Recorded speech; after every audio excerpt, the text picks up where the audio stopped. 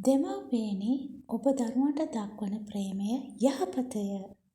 වෛර කිරීමට වඩා ප්‍රේම කිරීම යහපතය, ගුණදායකය.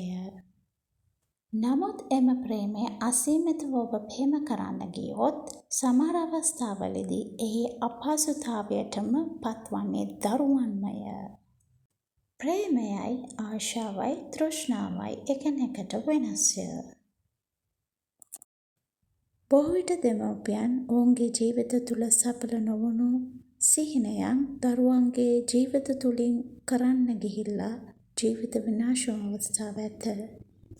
එසේම දෙමව්පියන් දරුවන් හදන්නේ අනාගත ආයෝජනයක්, වරප්‍රසාදයක් බලාපොරොත්තුවෙන්. වැඩිවියට පත් වූ මහලොවට තමව බලා ගන්නයයි අරමුණ ඇතිවය.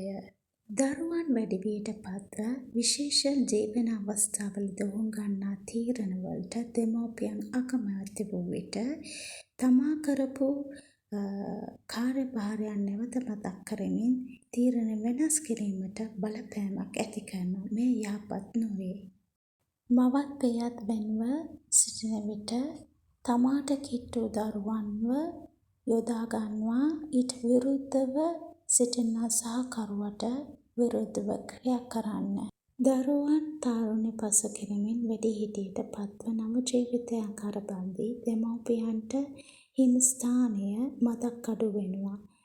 එවිට ඔවුන් කරන්නේ තම දුරටත් නව ජීවිතය තුළ ඔවුන්ගේ මතයන් හා ස්ථානයන් පවත්වා ගන්නට උත්සාහ කිරීම තුළ ව්‍යාකූලතාවට පත්වෙන එකයි.